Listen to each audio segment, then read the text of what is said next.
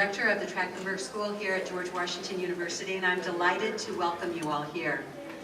The Trachtenberg School, which is one of about 280 members of NASPA, the National Association of Schools of Public Affairs and Administration, is a school that provides graduate education for students interested in public service. In fact, we've been doing that for, our MPA is 50 years old in a few months. And so we've been educating not only in public administration, but probably GW, if you include the law school, the business school, the education school, and us.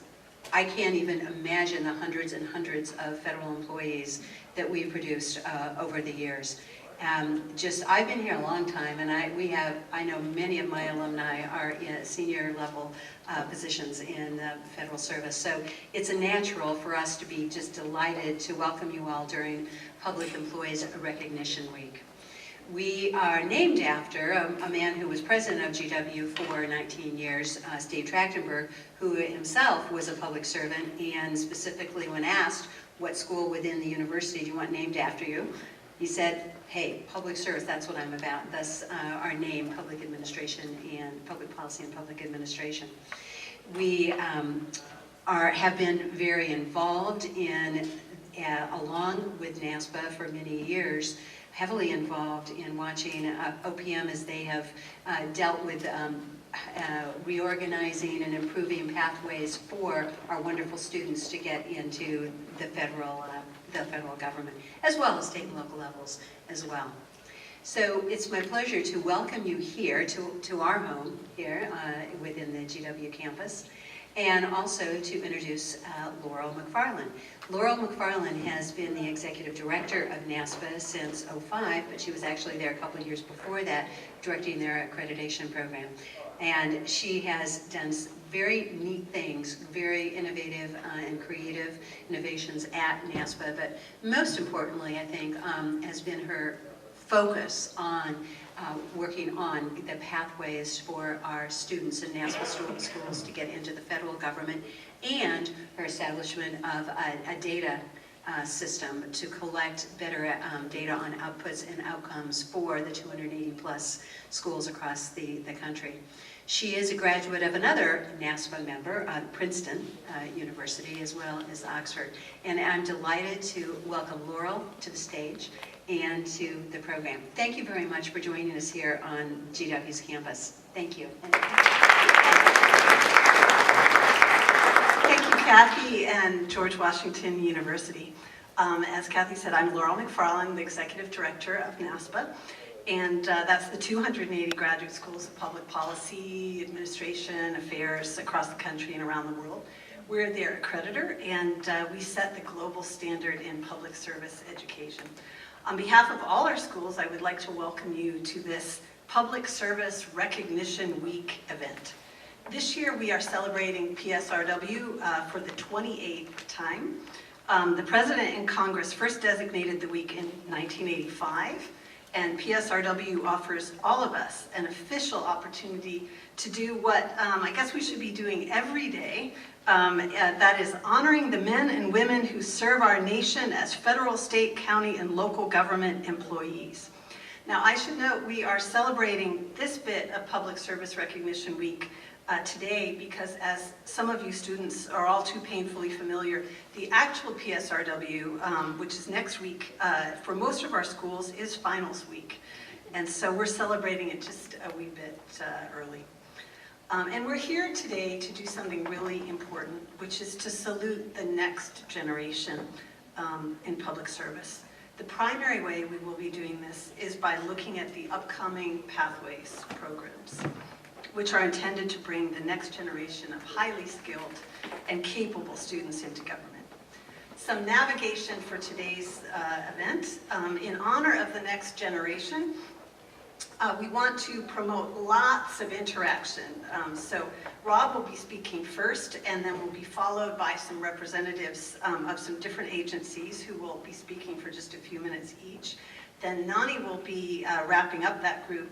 And after that, we want to do some pop-ups. So all of you have a chance to pop up with some short reactions and ideas for, maybe a minute apiece. And I should tell you, I've been told that anyone who pops up for more than a minute or so, I should, gong them or something. So we want to keep your comments and reactions short, but we want everybody to feel welcome to participate.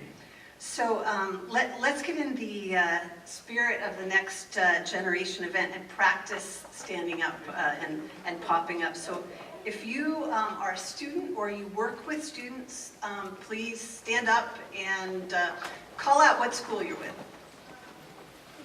I'm Scotland. Try to do that. Just pop up, everybody all at once.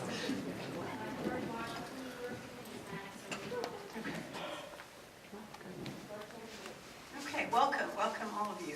And then if you're with a federal agency or work with the government, stand up and all simultaneously call out your agencies. Okay. So we will be tweeting from this event as it goes on. We're also recording it so that we'll be pushing it out to our 280 schools, graduate schools across the country. So speakers, please feel free to address some of your comments to all of the students out there who will be watching some of this event. You can say hi y'all to the folks at the LBJ School at the University of Texas and the Bush School at Texas A&M, and you can say aloha to the students at the University of Hawaii, and you can say hola to the students at the University of Puerto Rico, and I don't know, what do you say to New Englanders? The Harvard's Kennedy School and the University of New Hampshire and the University of Southern Maine, I'm not sure, but right after this get-together, we'll be doing a breakout on finance, financial management, regulation, etc., that sort of thing. That will be upstairs. A few minutes, you'll have a chance to get some refreshments and head on up for that. I encourage all of you to stay after this event for some refreshments as well. So, okay, it's Public Service Recognition Week, and it's a time of lots of proclamations from mayors and governors and cabinet secretaries, hailing public service, thanking people, etc. So, unapologetically, I want to give my own proclamation here. I would now like to, let's see, I'm going to annoy Stuart here.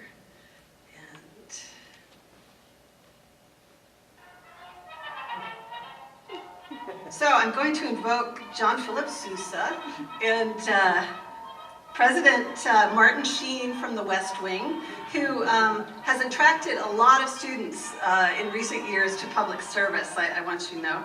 And also Smokey the Bear, who is the most popular, I've learned this from previous Public Service Recognition Weeks, the most popular federal mascot ever for young people. On behalf of all of them and NASPA, I want to thank all of our new and recent federal employees here. So if you have worked for the federal government, let's say for less than 5 years, please stand up. We're going to embarrass you. Okay. Thank you for considering federal service and for persevering to make it happen. And thank you for your service. Okay, enough embarrassment. But I would also like to extend this proclamation to recognize all of our future federal employees who feel the call to serve, who feel that urgency of the pressing demands and the challenges of government and who want to serve. We want to encourage all of you to choose a public service career, maybe a career in federal service. You matter. This country needs your skills, your public spiritedness, your enthusiasm and innovation, and especially your unshakable belief that you can make a difference. These are the students and future public servants who run toward public needs, who run toward the burning buildings, if you will. Our schools saw upticks in enrollments after 9/11, after Katrina, not just after West Wing and the very handsome Rob Lowe. We need their critical skills to solve our critical problems. Obviously, this is a hard time for making the decision to come into government and public service. Lots of criticism, of course, of government workers lately, lots of uncertainty about compensation and whether there will even be jobs for the next generation. So again, in the spirit of PSRW, I would like to salute the public service of John Berry, the director of OPM, and many of his colleagues throughout government who conceived of the Executive Pathways Order, and who have been seeing through this commitment of creating opportunities for students and entry-level professionals to serve. I also salute all of you in the federal agencies who are creating pathways programs, and say, don't be afraid to look for the very best from the next generation. Make these opportunities really tough to get, but rewarding to hold. Select them well, be demanding of the students you hire, expect the best and most relevant skills, then make their year or two as fellows with you all really meaningful and get them to stay and convert the best of the lot. We at NASPA will work with any interested agency who's setting up a recent grads program or other pathways program to help with outreach and recruitment, as well as to help identify competencies to expect from applicants, and so on. We at NASPA really want pathways to work for this next generation. So now I have the pleasure of introducing you to Rob Shriver, who is Senior Policy Counsel at the Office of Personnel Management. He will be catching you up on the pathways, programs, and regs. Rob has been eating, sleeping, breathing these regs for many months and months. I think it probably feels like you have an extra child in your family, but probably less well behaved. So with a very special Public Service Recognition Week cheer, which, part of Public Service Recognition Week is about being rah, public service and federal service. So with a very special cheer to thank you, specifically for your public service, I'd like to ask you to come to the podium.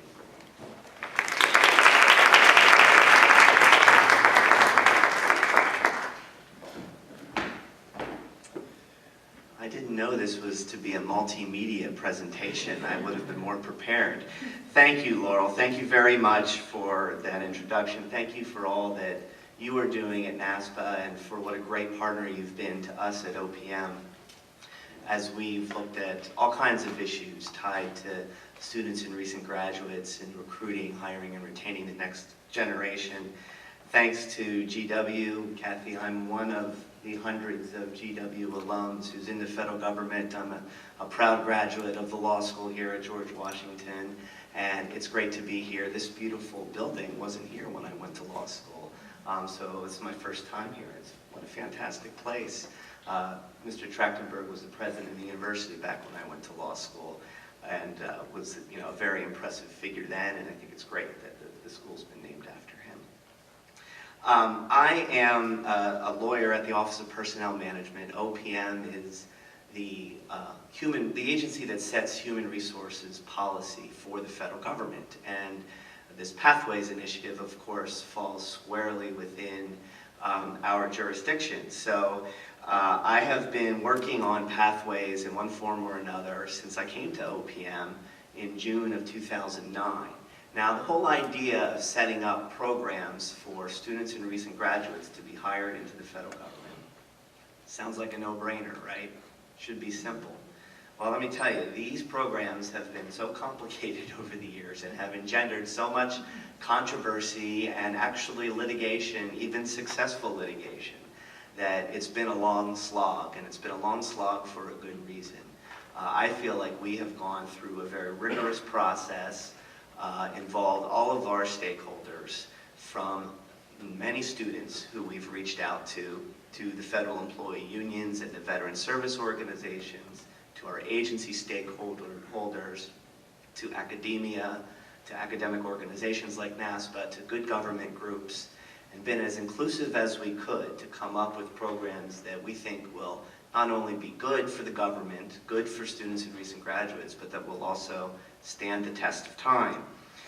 There are three pathways that I'm going to talk about today. There's an internship program, a recent graduates program, and our Presidential Management Fellows program. And they all serve different audiences and have different purposes. But before I get there, I did want to talk a little bit about what I call the path to pathways. We started this with an interagency work group back in the summer of 2009 that looked at what we need to do to make government cool again. It was something you may remember from the 2008 campaign. So we had this work group that looked at a bunch of things and came up with some ideas. And then we had to go from there and do research. And, you know, we had a public hearing at OPM. It was this day-long event. Laurel testified at it. Many representatives from those groups that I mentioned testified. And ultimately, we came up, OPM, with some recommendations for how to address issues concerning students and recent graduates. And those recommendations were based on 3 key conclusions that our study had led to. First, you know, students and recent graduates are not necessarily interested in careers in the federal government. And unfortunately, the problem seems to be getting even worse. There was a recent study conducted by the National Association of Colleges and Employers, and it was reported on by the Partnership for Public Service. And it found that only 2.3% of the students they surveyed were even interested in a career in the federal government. That's a problem. Problem number 1. Second, even if the students and recent graduates were interested in government service, the regular hiring process has not been serving as an effective means to get you into the jobs. One of my favorite statistics that I cite from our research is that under the regular hiring rules, there are more people hired into entry-level positions in the government that have 20 or more years of experience than have 1 year or less. So obviously the opportunities for inexperienced workers like students and recent graduates who haven't yet been in their field, have been few and far between under the regular hiring rules. Then lastly, if we found someone who was interested and we got you through the door and into a job, too often you were shuffled off into some cubicle, told to just do the job and figure it out on your own. That's the other thing that wasn't working. There wasn't enough attention being paid to things like career development, training, mentorship, creating cohorts, all of the things that the private sector seems to do a better job than we have, at least sort of the best companies in the private sector. So, based on those conclusions, we recommended that there be these pathways, and President Obama issued an executive order, Executive Order 13562, in December of 2010. And that executive order established these 3 pathways: an internship program, a recent grads program, and the Presidential Management Fellows program. It actually tweaked the PMF program. That's been in existence for a long time, something that NASPA worked on very early on in the 1970s, I believe, right, Laura? So he launched an executive order, and you think, okay, great, let's go. We got the executive order. Well, then you got to do all these regulations, because really what you're doing is you're setting up a brand new, almost like a new personnel system kind of thing. We had to deal with how agencies advertise jobs, how they assess candidates, how they select people, you know, what the rules are for how people are, you know, what kind of work people should be given on the job, how they should be paid, you know, how they can get a full-time permanent job at the end. All these rules had to be set up. We proposed regulations in August of 2011. There was a 60-day period for the public to comment on the regulations. We got a very diverse group of comments. We got more comments from students and schools than from any other group, which was great, because I think that when you're designing programs that affect students and recent graduates in schools, it's nice to have their opinions reflected in the record. So that was fantastic. We've gone through those comments. We've made some changes to the regulations. We're sort of in the final stretch here. And you know, what I've been saying is that the final regulation will actually be issued by the end of spring, which we're almost there, and I'm sticking with that. So we're hoping those regs, we're expecting those regulations will be out very shortly. And then agencies will have about 60 days to do what they need to do in order to implement them. And then starting later this summer and early fall, you'll start to see these opportunities. Now, I've probably used up most of my time talking about all this wind-up. Let me tell you a little bit about the 3 programs. The internship program is meant to be a simple, straightforward program for students, and it's students at any level. You can be a doctoral student or a high school student, a community college or a trade school, 4-year degree, a 2-year degree, professional degree. All of those count. We have a mishmash of internship programs right now. This is meant to sort of unify them, streamline them, and build some consistency across government. We have a recent graduates program. That is a program for people who have graduated within the past 2 years of a job announcement.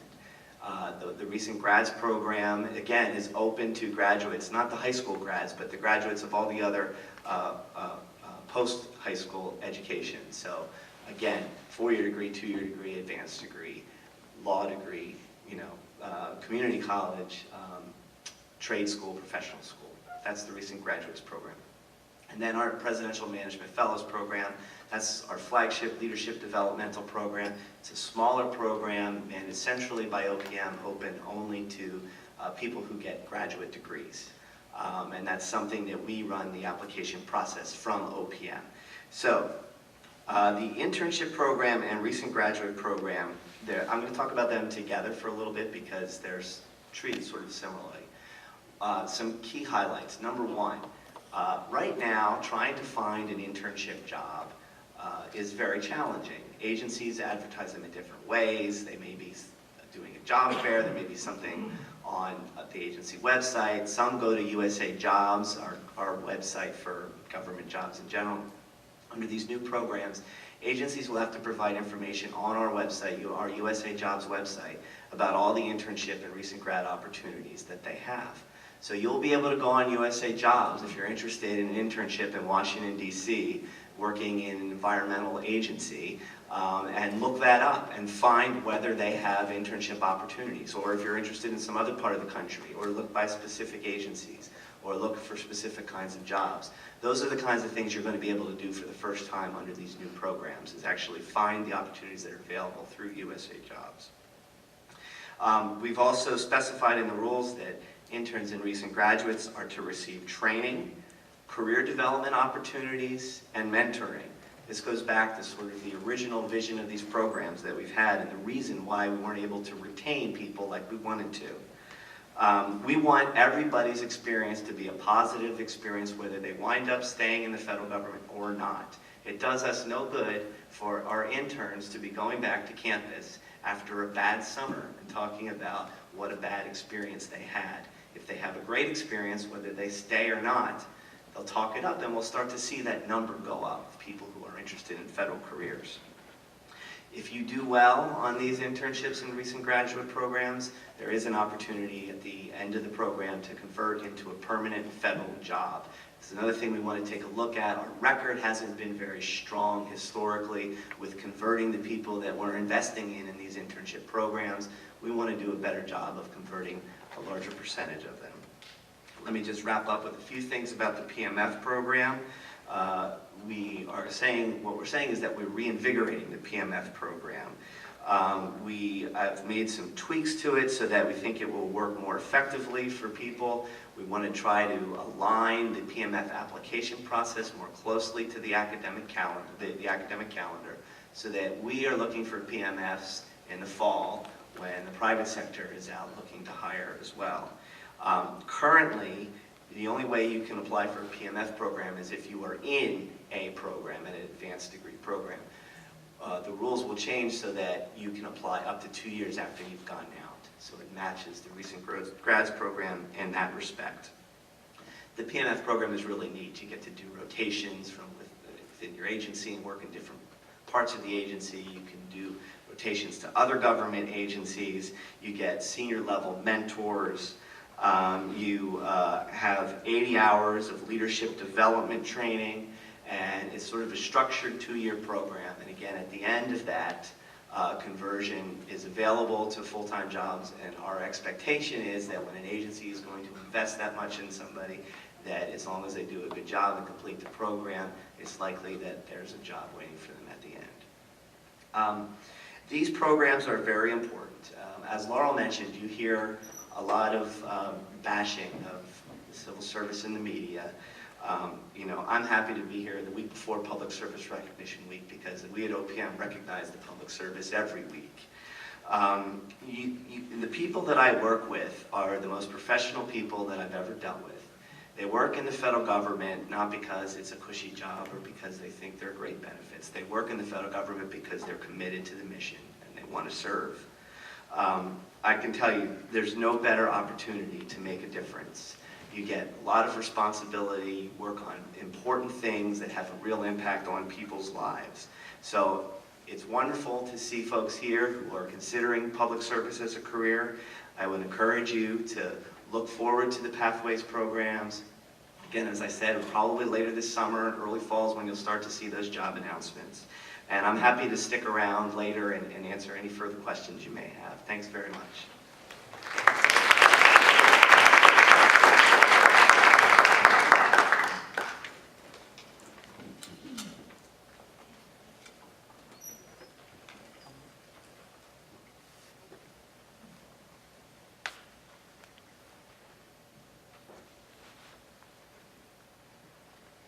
Great, well, good afternoon, everybody. Hi. It's kind of a tough act to follow Rob, you know. This has got to be the second or third time I've done this. So let me just introduce myself. My name is Dave Uegio. I am the lead for talent acquisition at the Consumer Financial Protection Bureau. You may have heard of us. We're new.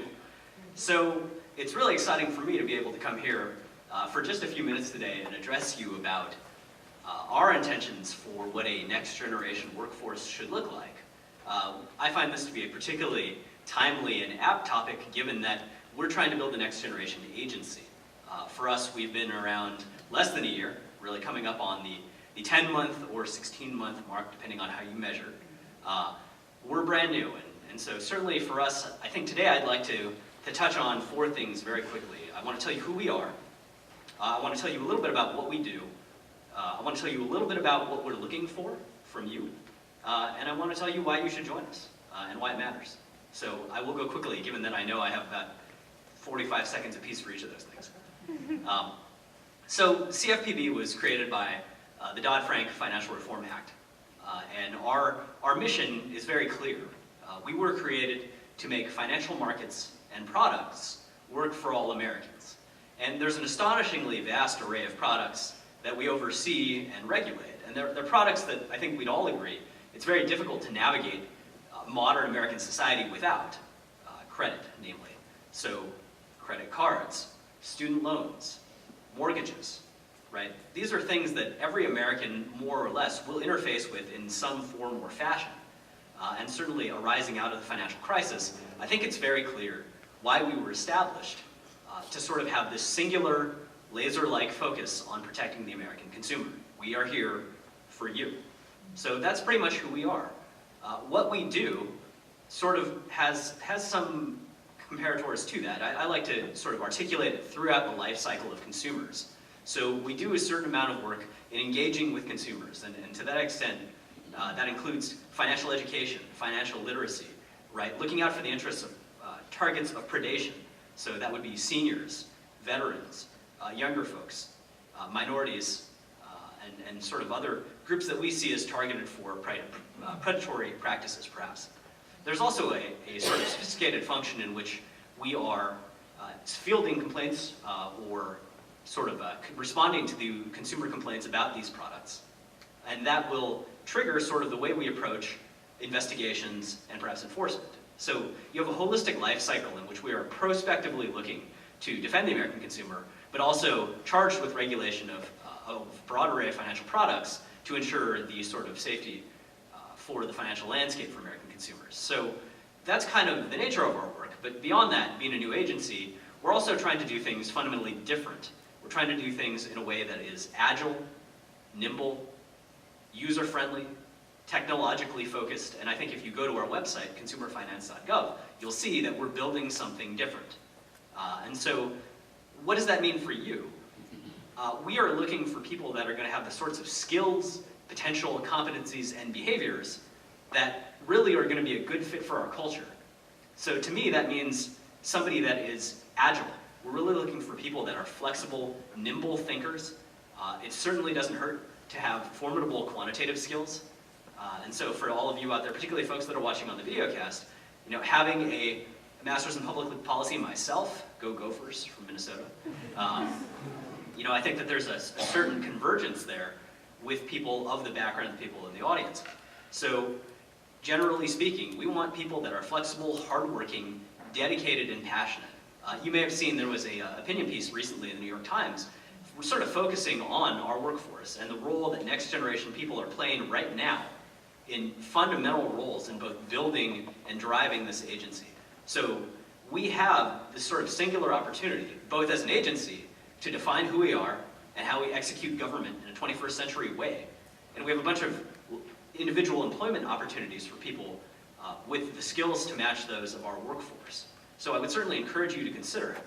I'll close by sort of saying, why should you do this? Why should you consider service? Not just public service, which I think is important, but public service with us at CFPB. And our deputy director is really fond of saying that time is really your only diminishing asset, which I think is a funny way to think about it for next-gen folks who are relatively early in their careers, but it's true for us all.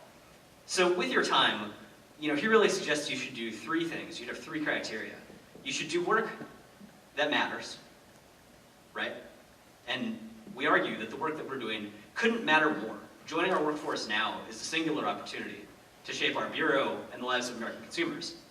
You should do work that's hard. And I think for people here that are students, that you've taken on this sort of commitment to public service expressed through your degree program, you don't want to do work that's easy. We don't want you to come try and do work that's easy for us. We only have hard work. So you should do something that matters. You do something that's hard. And you should do something that you're going to be successful at. And I think that's important. As the lead for talent acquisition at CFPB, it's in my best interest that we recruit a workforce of people that will be successful. And we want to assure you, for those who have perhaps concerns because we're new, we are going to be successful in the work that we're doing as an agency.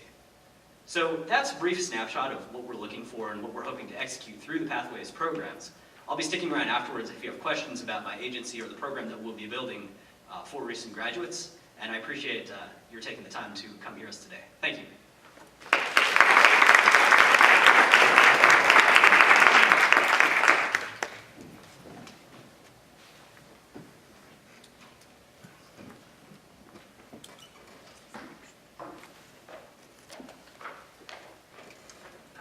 So I've heard Dave speak a few times, and to follow Dave is very difficult because he's a very, very dynamic person. So thanks, Dave, for paving the way for me. I'm Shanda Adams from the Department of Treasury, and I am the Pathways Program Coordinator there at the Department of Treasury, and am building all three of the separate programs throughout our bureaus. So we have 12 distinct bureaus with 12 distinct missions, and they all support Treasury's overall mission. And of course, that mission is to be the backbone of the financial industry for the United States government. So with that being said, and I'll try and follow along with the way Dave had set up his agreement there, or his discussion, was that we would like to, honestly, if you haven't heard of the Department of Treasury, I encourage you to go to treasury.gov and read a little bit about us, but I can almost assure you that everyone in this room has heard a little bit about us. But in the spirit of the Pathways programs, we are looking for individuals that can offer a change agent to the Department of Treasury. As Dave said, CFPB is a brand new agency, barely started, but the Department of Treasury is one of the original founding agencies. So we are steeped heavily in tradition. We have grown and changed over the years, and we can't do it without the likes of individuals such as you. So that is one of our main purposes for bringing on recent graduates and internships and PMFs alike in the Department of Treasury. With that, of course, we have to build our bench strength. We all know that knowledge transfer is an absolute must, and we have a lot of very talented and very knowledgeable individuals in Treasury who aren't going to stay around forever. Everyone's heard about the retirement tsunami, so we need individuals for these programs to be able to transfer that knowledge to.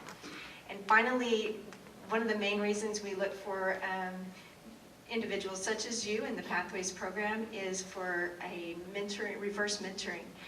You don't know what kind of knowledge you bring to us and offer growth for the individuals that are already in Treasury. So for that, we thank you, because without that new perspective, we wouldn't be able to grow. As far as skills that we're looking for in our recent graduates programs, we're looking for flexibility, adaptability, resilience. Federal service isn't easy, and of course we have to have, someone who is willing to stick through it. And like Rob had said, there was previously individuals who were putting these new interns and recent graduates into a desk job and say, go ahead and do it. We would like to change that, but we need some of those individuals who are willing to adapt and help us change that as well. So we're also looking for those who have awesome communication skills, always needing that. That's a must. And for those with self-management and quantitative analysis, as Dave mentioned there as well. Anytime you're looking for change, and of course performance is a big issue right now, we need to be able to analyze data and give some feedback on that data in order to make those changes. So, as far as opportunities in the Department of Treasury, people always think of Treasury as just financial, but of course we have a wealth of opportunities. So, and public policy is obviously one that is going to be a huge addition to Treasury, or a huge opportunity in Treasury.